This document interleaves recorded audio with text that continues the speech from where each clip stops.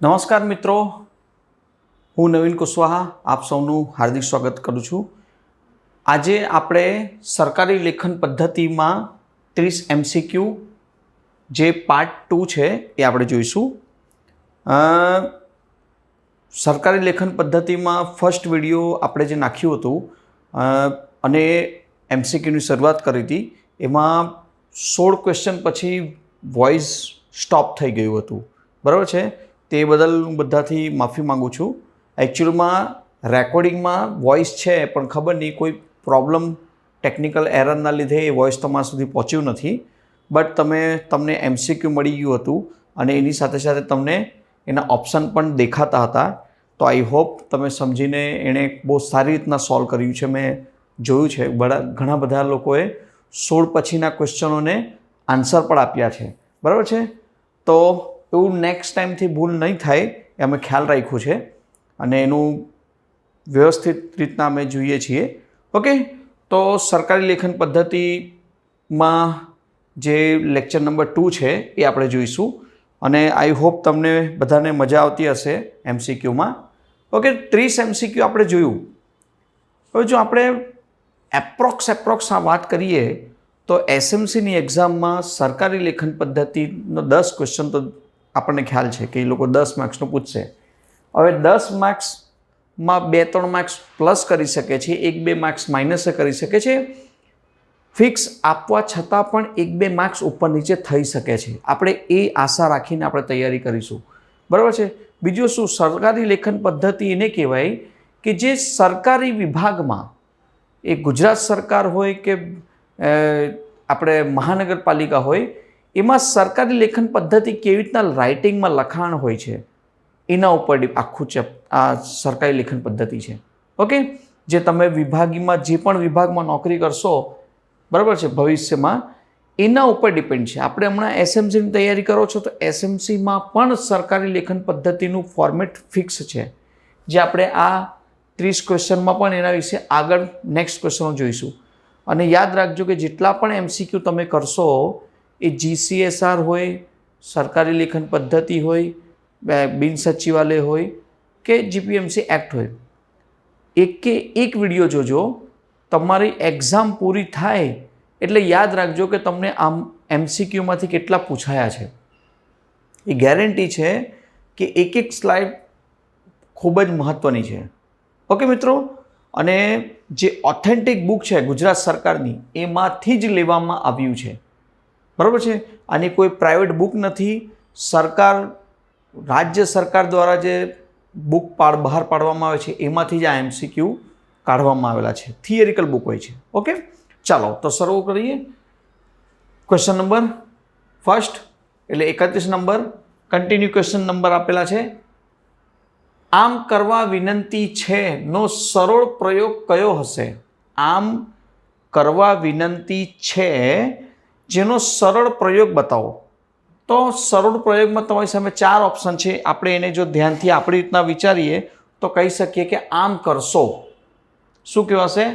આમ કરશો એવું કહેવામાં આવે છે। ઓકે, નેક્સ્ટ ક્વેશ્ચન, વિશે પરત્વે, વિશે અને પરત્વેના બદલે શું આપણે, એટલે વિશે અને પરત્વેના સંદર્ભમાં આપણે શું લખી શકીએ, શું વિચારી શકીએ? તો આ વિશે અને પરત્વે એનો આમ થાય છે સંબંધમાં, એના સંબંધમાં એના વિશે તમે અમને જણાવો, આવું કહેવા માંગે છે।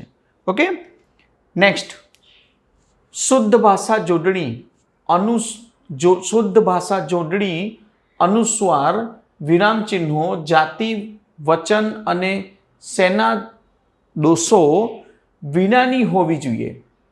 એટલે કોઈ પણ લખાણ કે જોડણી આપણે કરીએ છીએ તો વિરામ ચિહ્નો, જાતિ, વચન, દોષ કે એના વગર હોવું જોઈએ। તો એ શું હશે આ 4 ઓપ્શનમાંથી?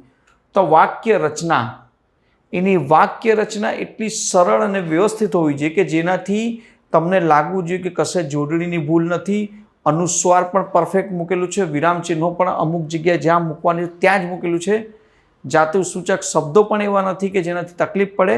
ઓકે, નેક્સ્ટ ક્વેશ્ચન 34, જો સરકારી લેખન પદ્ધતિમાં આવું જ બધું આવવાનું છે, બરાબર છે. જેમ જેમ તમે આગળ જશો ચેપ્ટર, આના પછી આગળ જઈશું તો આપણે જાણીશું કે પત્ર વ્યવહાર, પત્ર લેખન હોય છે, એમાં કેવી રીતના સિસ્ટમ હોય છે, પછી નોંધ લે પદ્ધતિ હોય છે, એમાં કેવી રીતના સિસ્ટમ હોય છે, એ બધું આમાં જોઈશું આપણે. સરકારી પરિપત્રો, યાદીઓ, હુકમો વગેરે કોની વચ્ચેના આંતરિક વ્યવહારની વાત છે. કોની વચ્ચેની આંતરિક વ્યવહારની વાત છે? તો ભાઈ સરકારી પરિપત્રો કે યાદીઓ કે હુકમો એ હંમેશા અધિકારીઓ અને અધિકારીઓ અને ખાતાઓની વચ્ચે એ સિસ્ટમ ચાલતું હોય છે. યાદ રાખજો, અધિકારીઓ અને ખાતાઓની વચ્ચે. ક્વેશ્ચન યાદ રાખજો, કેમ કે આવા સવાલો પૂછાઈ શકશે. નેક્સ્ટ, સરકારી લખાણો સામાન્ય પ્રજા સુધી ક્યાંથી પહોંચાડતા હોય છે? સરકારી લખાણો સામાન્ય પ્રજા સુધી પહોંચાડવાનો રસ્તો કયો? તો જુઓ, તમે કહી શકશો કે ઠરાવ, જાહેરનામા, અપીલો દ્વારા, રાઈટ વસ્તુ છે. નોટિસ, પત્રોના ઉત્તરો દ્વારા, અને સરકારી પ્રકાશનો એટલે મેગેઝિન છે કે ન્યૂઝપેપરમાં જાહેરાતો દ્વારા કે કોઈ બી રીતના. એટલે ઉપરોક્ત આ તમામે option number A, B, C આ તમામ રીતના આમ જનતા સુધી સરકારી લખાણ કે કોઈ પણ વસ્તુ પહોંચાડી શકાય છે. ઓકે. નેક્સ્ટ, સરકારી ભાષા કોની દ્રષ્ટિએ તેની ખામી કે ભૂલ કોઈ શોધી ન શકે તેવી બનવી જોઈએ? એટલે સરકારી ભાષા એવી હોય છે કે કોઈ ભૂલ કે ખામીઓ શોધી ન શકે, એ પરમાનન્ટ ફોર્મેટ સિસ્ટમ પર હોય છે. તો એ શું છે? તો જો ઓપ્શનમાં પ્રશાસન તંત્ર, ન્યાયતંત્ર અને ભાષાશાસ્ત્રીઓની બનાવટ એક એવી બની છે કે જેનાથી એમાં તમે કોઈ પણ પ્રકારની ભૂલો ન કાઢી શકો. એ એક ફોર્મેટ સિસ્ટમથી કામ કરતી હોય છે સરકારી લેખન પદ્ધતિ. ઓકે. આપણે જ્યારે અરજી કરતા હોઈએ તો આપણે સાદા કાગળમાં પોતાના મનના વિચારો પ્રમાણે લખતા હોઈએ છીએ, વિષયથી લઈને બધી વસ્તુ. પણ સરકારી કાગળ આપણા ઘરે આવતું હોય છે તો એક સિસ્ટમેટિક લખાણ હોય છે, એ ફિક્સ ફોર્મેટ છે જે તે સૂચના માટે. ઓકે. નેક્સ્ટ, ભાગ 5, સરકારી લેખનનો ભાગ 5 છે આ. ભાગ 5માં કયા વિષયની ચર્ચા કરવામાં આવી છે? ભાગ 5માં કયા વિષયની ચર્ચા કરવામાં આવી છે? જો સવાલ હવે ભાગ 5 તમે જો વાંચ્યું હશે તો જ તમને ખ્યાલ આવશે આનું આન્સર, બરાબર. તો સરકારી લેખનમાં ફોર્મેટ ફિક્સ છે. ભાગ 1, 2, 3, 4, 5 ચેપ્ટરની વાત કરીએ તો ભાગ 5માં જોવા મળશે સંસદમાં વપરાતી ભાષા. સંસદમાં વપરાતી ભાષા એટલે દેશની સંસદમાં વપરાતી ભાષા, બરાબર, એ યાદ રાખજો. નેક્સ્ટ, સંવિધાનની કલમ 120 કયા વિષય સાથે સંબંધિત છે? સંવિધાનની કલમ 120 કયા વિષયથી સંબંધિત છે? તો એ વિષય છે સંસદમાં વપરાતી ભાષાથી. સવાલ ઇમ્પોર્ટન્ટ છે કેમ કે સંસદમાં વપરાતી ભાષા અને પછી તમે રાજ્યમાં વપરાતી ભાષા, આ બધી જ વસ્તુઓનો ખાસ ખ્યાલ રાખવાનો હોય છે, બરાબર છે. આપણી સંસદ વિધાનસભામાં ગુજરાતી ભાષા વપરાય છે, બરાબર છે. ન્યાયતંત્રમાં તમે જુઓ તો તમે અન્ય કોઈ ભાષા વાપરી શકો છો જે તમે સુટેબલ હોય, બટ એનું જજમેન્ટ હંમેશા ઇંગ્લિશમાં હોય છે. એ તમે ગુજરાત હોય, મહારાષ્ટ્ર હોય કે વોટ એવર કોઈ પણ જગ્યાએ જાઓ, આ એક યાદ રાખજો. ટોકિંગ થઈ શકે છે ગુજરાતી, હિન્દી, ઇંગ્લિશ, અધર્સમાં, પણ એનું જજમેન્ટ જે હોય છે ન્યાયતંત્રમાં એ ઇંગ્લિશમાં હોય છે.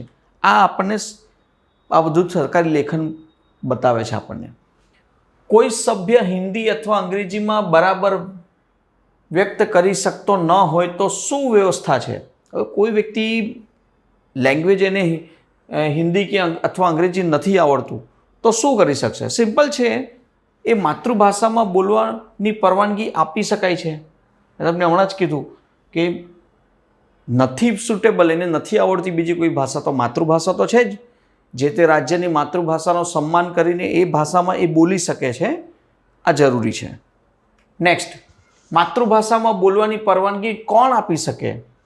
તો ભાઈ સિમ્પલ છે, માતૃભાષામાં આપણે સંસદ કે લોકસભા કે રાજ્યસભાની વાત કરીએ અને કોઈને હિન્દી કે ઇંગ્લિશ નથી આવડતું, સમજો કે હિન્દી કે ઇંગ્લિશ બોલતા હોય છે ને તકલીફ પડે છે બોલવામાં, એવું છે કે ભૂલો બહુ બધી થઈ જાય છે, ન બોલવાની બધી વસ્તુ બોલાઈ જાય, તો એ સમયમાં રાજ્યસભાના સભાપતિ અથવા લોકસભાના અધ્યક્ષ એમને છૂટ આપે છે કે તમારીથી આ બે ભાષાઓમાં બોલવામાં ભૂલ થાય છે તો તમે તમારી માતૃભાષામાં બોલો.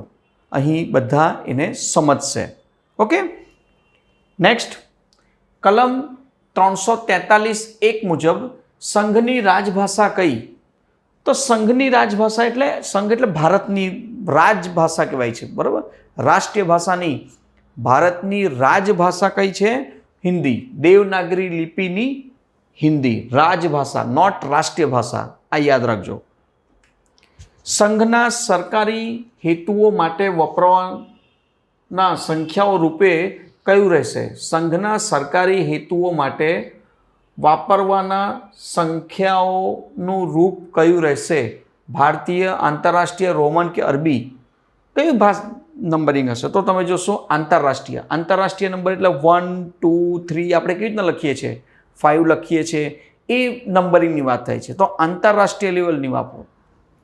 નેક્સ્ટ, રાષ્ટ્રપતિ સદરહુ મુદ્દત દરમિયાન શું અધિકૃત કરી શકે છે? રાષ્ટ્રપતિ જ્યાં સુધી રહે છે ત્યાં સુધી શું કરી શકે છે? તો જો હિન્દી ભાષા અને દેવનાગરી અંકોનો ઉપયોગ અધિકૃત કરી શકે છે. રાષ્ટ્રપતિ ચાહે તો એને અધિકૃત કરી શકે છે, એ સમય પૂરતું કે એની મર્યાદા પૂરતું. નેક્સ્ટ, કલમ 343 કયા વિષય સાથે સંકળાયેલું છે, મતલબ સંબંધિત છે? આર્ટિકલ કલમ 343. હવે જો આ બધી વસ્તુઓ બંધારણના હિસાબે કન્ટિન્યુ કરે છે, બરાબર? તો આર્ટિકલ 243 હમણાં જ જોયું આપણે, એ સંઘની રાજભાષા. સંઘ એટલે ભારત બધા રાજ્યો અને કેન્દ્ર શાસિત પ્રદેશોનો બનેલો ભારત દેશ છે, એને આપણે સંઘ કહેવાય છે. ઓકે. નેક્સ્ટ, 45. આ ભાગની જોગવાઈઓ કયા રાજ્યને લાગુ પડે છે? આ ભાગની જોગવાઈઓ કયા રાજ્યને લાગુ પડશે? તો જમ્મુ કાશ્મીર રાજ્યને બાદ કરતા અન્ય રાજ્યોને. પહેલાંના સમય જ્યારે આ બન્યું હતું ત્યારની વાત કરીએ તો જમ્મુ કાશ્મીર રાજ્યને બાદ કરીને આ બધા જ રાજ્યોને લાગુ પડતું હતું. તો એ જ ક્વેશ્ચન આજે પણ કન્ટિન્યુ છે, પણ હવે તમે જોઈ શકો છો કે જમ્મુ કાશ્મીરમાં આર્ટિકલ 370 હટી ગયું છે. એટલે ત્યાં ઇંગ્લિશ, હિન્દી, જમ્મુ કાશ્મીરની જે લેંગ્વેજ છે તે, ઉર્દુ, એ બધી લેંગ્વેજો હવે ત્યાં શરૂ છે. ઓકે. નેક્સ્ટ, ટુરિઝમ તરીકે વાત કરીએ. કલમ 343 હેઠળ રાષ્ટ્રપતિ શું જોગવાઈ કરી શકે? રાષ્ટ્રપતિ શું જોગવાઈ કરી શકે? તો રાષ્ટ્રપતિ અંગ્રેજી ભાષાનો ઉપયોગ કરી શકશે? યસ. દેવનાગરી રૂપમાં સંખ્યાનો ઉપયોગ કરાવી શકે છે? યસ. આ બંને વસ્તુ કરાવી શકે છે રાષ્ટ્રપતિ ચાહે તો. ઓકે. નેક્સ્ટ, પણ એ રીતના ફિક્સ લાદવામાં નથી આવતું. જેમને તકલીફ પડતી હોય છે એ સમયમાં એનું એપ્લાય કરવામાં આવે છે. કલમ 344 કયા વિષય સાથે સંબંધિત છે? તો હમણાં 43 જોયું, સેમ વસ્તુ. કલમ 344 એ રાજભાષા માટે કમિશન અને સંસદીય સમિતિ માટે કલમ 344 આપવામાં આવેલી છે, બરાબર છે? યાદ રાખજો. સંવિધાનના આરંભથી કેટલા વર્ષ પછી રાષ્ટ્રપતિ કમિશનની રચના કરશે એવું કહેવામાં આવેલું છે? કે સંવિધાનના પ્રારંભથી, એટલે બંધારણની વાત કરીએ, બંધારણના આરંભથી કેટલા વર્ષ પછી રાષ્ટ્રપતિ કમિશનની રચના કરી શકે છે? તો સિમ્પલ છે, 5 વર્ષ. ફિક્સ યાદ રાખજો, 5 વર્ષ. નેક્સ્ટ, કમિશનના સભ્યો કોનું પ્રતિનિધિત્વ ધરાવતા હશે? કોનું પ્રતિનિધિત્વ ધરાવતા હોય? તે કમિશનના સભ્યો જે પણ હશે એ જુદા જુદા ભાષાઓનું પ્રતિનિધિત્વ ધરાવતા લોકોનું એક કમિશન છે, જેમાં એ બધી જ ભાષાઓ વિશે ચર્ચા વિચારણા કરવામાં આવતો હોય છે અને પછી એના ઉપર આગળ વધવાનું હોય છે. નેક્સ્ટ, કમિશનની કાર્યરીતિઓના દ્વારા મુકર્રર કરવામાં આવશે. શું મુકર્રર કરવામાં આવશે? તો રાષ્ટ્રપતિ દ્વારા. કમિશનની કાર્યરીતિ કોના દ્વારા મુકર્રર કરવામાં આવશે? તો રાષ્ટ્રપતિ દ્વારા જ મુકર્રર કરવામાં આવશે, બીજું કોઈ જ કરી શકશે નહીં. બધી વસ્તુ માટે આપણે સરકારને દોષ આપીએ પણ સરકાર નહીં, બહુ બધી વસ્તુઓમાં રાષ્ટ્રપતિ પોતે હોય છે આ વસ્તુ માટે, યાદ રાખજો, બરાબર છે. થોડુંક ચેપ્ટર પણ એ પ્રમાણે છે જે પ્રેક્ટિકલ વપરાય છે, ભાષા આધારિત છે બધું, સરકારી લેખન પદ્ધતિ એટલે ભાષા ઉપર જ બધું ડિપેન્ડ જોવા મળશે.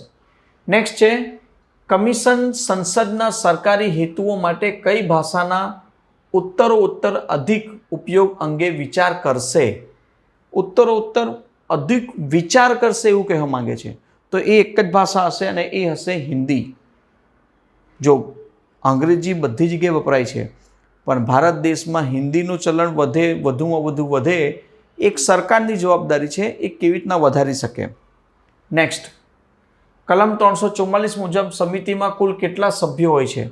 તો કલમ 344 મુજબ જે સમિતિ બને છે ભાષા માટે, બરાબર, તો એમાં કેટલા સદસ્યો હશે, તો એમાં 30 સદસ્યો હોય છે. કેટલા હોય છે? 30 સદસ્યો. આ યાદ રાખજો, 30 આંકડા પૂછી શકે છે. સમિતિના સભ્યોની ચૂંટણી કઈ પદ્ધતિથી થાય છે. સમિતિના સભ્યોની ચૂંટણી એકલ મત પરિવહનીય પ્રતિનિધિત્વ પદ્ધતિ દ્વારા હોય છે. એટલે એ સમિતિમાં જે ચૂંટાય છે એકલ મત પરિવહનીય પ્રતિનિધિત્વ દ્વારા, સિંગલ મત દ્વારા. નેક્સ્ટ, સમિતિનું એક કાર્ય શું છે. આ 4 ઓપ્શનમાંથી તમારે બતાવવાનું છે. કમિશનનું બનાવવામાં તો આવે છે, પણ કમિશન શું કાર્ય માટે બનાવવામાં આવે? કોઈ ફિક્સ તો કાર્ય હશે, એમને એમ તો બનાવાય નહીં. તો કમિશનની ભલામણો તપાસ, એટલે કમિશનની ભલામણોની તપાસણી માટે. એટલે સમિતિ જે નક્કી કરે એ આ બધા જ મળીને એક કમિશન જે બને છે, એ કમિશન દ્વારા જે પણ ભલામણો આપવામાં આવે છે એ સરકાર અને રાષ્ટ્રપતિ એના ઉપર કાર્ય કરે છે. ભાષા આધારિતની વાત કરી છે. સમિતિ કોને પોતાના અભિપ્રાય સહિત રિપોર્ટ આપશે? કોને આપશે? તો હમણાં જ આપણે જોયું, તો આ જે રિપોર્ટ હંમેશા આપે છે એ હંમેશા રાષ્ટ્રપતિને આપે છે, સરકારના હાથમાં નથી આપતી, રાષ્ટ્રપતિને આપે છે. રાષ્ટ્રપતિ પછી એના ઉપર ધ્યાન આપે છે અને ધ્યાન આપીને પછી એ સંસદમાં જતું હોય છે, ત્યારે સરકારને પણ એના વિશે બતાવવામાં આવે છે એક સાથે. ઓકે, નેક્સ્ટ ક્વેશ્ચન જોઈએ. કલમ 345 કયા વિષય સાથે સંબંધિત છે? કલમ 345 કયા વિષય સાથે સંબંધિત છે? તો સિમ્પલ છે, રાજ્યની રાજભાષા કે રાજભાષા. રાજ્યની રાજભાષા એટલે જે તે રાજ્યની પોતાની માતૃભાષા વાત કરીએ, કે રાજભાષા હિન્દી, એની વાત થાય છે. નેક્સ્ટ, કલમ 346 કયા વિષય સાથે સંબંધિત છે? કલમ 346, તો આન્સર આવશે એક રાજ્ય અને બીજા રાજ્ય વચ્ચે અથવા કોઈ રાજ્ય અને સંઘ વચ્ચે વ્યવહાર માટેની રાજભાષા. હવે એક રાજ્ય બીજા રાજ્ય વચ્ચે બંનેના ભાષાઓમાં જો હિન્દી હશે તો કોઈ ઇસ્યુ નથી, પણ હવે મુંબઈમાં મરાઠી અને ગુજરાતમાં ગુજરાતી થાય છે, તો બંને ડિસાઇડ કરી શકે છે કે આપણે એક કામ કરીએ, રાજભાષા વાપરી શકીએ, મરાઠી અને ગુજરાતી છોડીને આપણે હિન્દીમાં ટ્રાન્સલેટ કરીશું, હિન્દીમાં આપણે ચર્ચા વિચારણા કરીએ અથવા ઇંગ્લિશમાં કરીએ. એ સમજી વિચારીને કરવી. સેમ વસ્તુ કોઈ રાજ્ય અને સંઘ એટલે ભારત સરકાર, તો ગુજરાતી ભાષા ન સમજ પડતી હોય તો આપણે એક રાજ્ય હિન્દીમાં અથવા ઇંગ્લિશમાં એ સંઘ સાથે પણ ચર્ચા કરી શકે છે. આ ચેપ્ટરમાં આ બતાવવામાં આવે છે. નેક્સ્ટ ક્વેશ્ચન છે, કલમ 346 મુજબ એક રાજ્ય અને બીજા રાજ્ય વચ્ચેનો વ્યવહાર માટે કઈ ભાષા વપરાશે? કઈ ભાષા વપરાશે? સરકારી હેતુઓ માટે અધિકૃત કરેલી ભાષા. અધિકૃત કરેલી ભાષા આમ સમજો કે હિન્દી ઇંગ્લિશ તો ફિક્સ જ છે, પ્લસ બંધારણ ભાષા પ્રમાણે 22 અનુસૂચિ 8 મુજબ કુલ 22 ભાષાઓ છે, બરાબર છે. એનો ઉપયોગ કરી શકે છે, પણ હિન્દી ઇંગ્લિશ પ્રેફર હોય છે, જે બંને રાજ્યો સાથે મળીને વાતચીત કરીને પછી એનું સોલ્યુશન લાવતા હોય છે. નેક્સ્ટ, બે કે બેથી વધુ રાજ્યો પોતાની વચ્ચે વ્યવહાર માટે કઈ ભાષા વાપરવા સંમત થઈ શકે છે? કઈ ભાષા? તો ખાસ કરીને આ એક છે હિન્દી. યાદ રાખજો, મેં તમને આગળ પણ કીધું કે હિન્દી ભાષાને મસ્ટ કરવામાં આવશે. સમજો કે ગુજરાત છે અને તામિલનાડુ છે, હવે એમની તેલુગુ લેંગ્વેજ અને ગુજરાતી લેંગ્વેજ વચ્ચે કોઈ પત્ર વ્યવહાર કરવું છે અને ન સમજ પડે તો અન્ડરસ્ટેન્ડિંગ માટે ચર્ચા વિચારણા કરી શકશે કે ચાલો તમે હિન્દી એક્સેપ્ટ નથી કરતા અને અમે તમિલ નથી સમજી શકતા, તો તો આપણે ઇંગ્લિશમાં ટોકિંગ કરીશું, થઈ શકે છે, પોસિબલ છે, પણ વધારેતર હિન્દી. નેક્સ્ટ અને છેલ્લો ક્વેશ્ચન, કલમ 347 કયા વિષય સાથે સંબંધિત છે? કલમ 347 કયા વિષય સાથે સંબંધિત છે? તો જુઓ, રાજ્યની વસ્તીના કોઈ ભાગમાં બોલાતી ભાષા સંબંધિત ખાસ જોગવાઈની વાત કરે છે. રાજ્યની વસ્તીના કોઈ ભાગમાં બોલાતી ભાષા સંબંધિત ખાસ જોગવાઈ માટેની કલમ 347 છે. ઓકે મિત્રો, તો આ હતા આપણા 30 ક્વેશ્ચન. નેક્સ્ટ વિડીયોમાં આનાથી આપણે આગળ જોઈશું. અને તમને જો ખરેખર આમાંથી સમજાય છે MCQમાંથી, તો તમારા મિત્રોને શેર કરશો, બતાવશો, લાઈક કરશો અને ચેનલને સબસ્ક્રાઈબ કરશો. બરાબર છે મિત્રો? મળીશું ખૂબ જ જલ્દી. નમસ્કાર.